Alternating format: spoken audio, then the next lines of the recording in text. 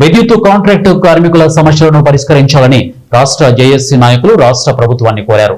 కర్నూలు పట్టణంలోని విద్యుత్ భవనం ఆవరణలో రాష్ట్ర జేఏసీ పిలుపు మేరకు రాష్ట్ర వ్యాప్తంగా విద్యుత్ భవనాల ముందు విద్యుత్ కాంట్రాక్టు కార్మికులు రిలే నిరాహార దీక్షలు చేపట్టారు. అనంతరం రాష్ట్ర జేఏసీ బెల్లకల్ హుసేని మాట్లాడుతూ రాష్ట్ర వ్యాప్తంగా ఉన్న కాంట్రాక్టు ఉద్యోగులను పర్మనెంట్ ఉద్యోగులుగా గుర్తించాలని, ఉద్యోగ సమయంలో విధి నిర్వహణలో మరణించిన వారి కుటుంబంలో ఒకరికి పర్మనెంట్ ఉద్యోగం కల్పించాలని, ఉద్యోగులకు, పెన్షనర్లకు, వారి కుటుంబ సభ్యులకు పూర్తి వైద్య ఖర్చులు చెల్లించాలని తెలిపారు.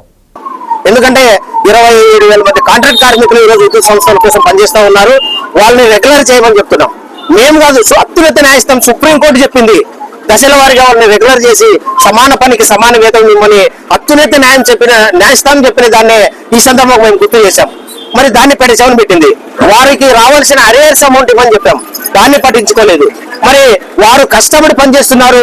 మెడికల్ పాలసీ వాళ్ళకి మెడికల్ పాలసీ శాశ్వత ఉద్యోగులతో పాటు మెడికల్ పాలసీ అమలు చేయమని చెప్తే కూడా మరి ఈ రోజు కూడా పెడిచామని పెట్టిన పరిస్థితి.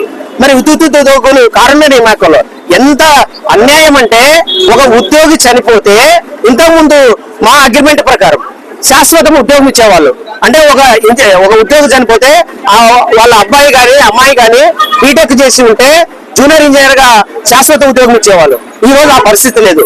కన్సాలిడేట్ పే అని పెట్టి ఒకటి అతి తక్కువ వేతనం 15,000, 18,500 ఒక్కొక్క కంపెనీ ఒక్కొక్క విధంగా కారణ నియామకాలు చేపడుతుంది. కాబట్టి దాన్ని మొత్తం అన్ని సంస్థలు ఏవైతే ఉన్నాయో, ట్రాన్స్కో, జెన్కో, 3 విద్యుత్ కంపెనీలు ఏవైతే ఉన్నాయో అన్ని కూడా మరి ఒకే విధానాన్ని తీసుకురమ్మని కోరుతా ఉన్నాం ఈ సందర్భంగా.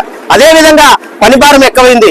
ఈ రోజు మీకు అందరికి తెలుసు, ఒక విద్యుత్ తుఫాన్ వచ్చినా మరి ఈ రోజు వర్షాలతో అతలాకుతలమవుతున్న ఉత్తరాంధ్ర సైడ్ మరి ఈ రోజు అస్తవ్యస్తమైన విద్యుత్ సంస్థను మేము కష్టపడి విత్ ఇన్ టైంలో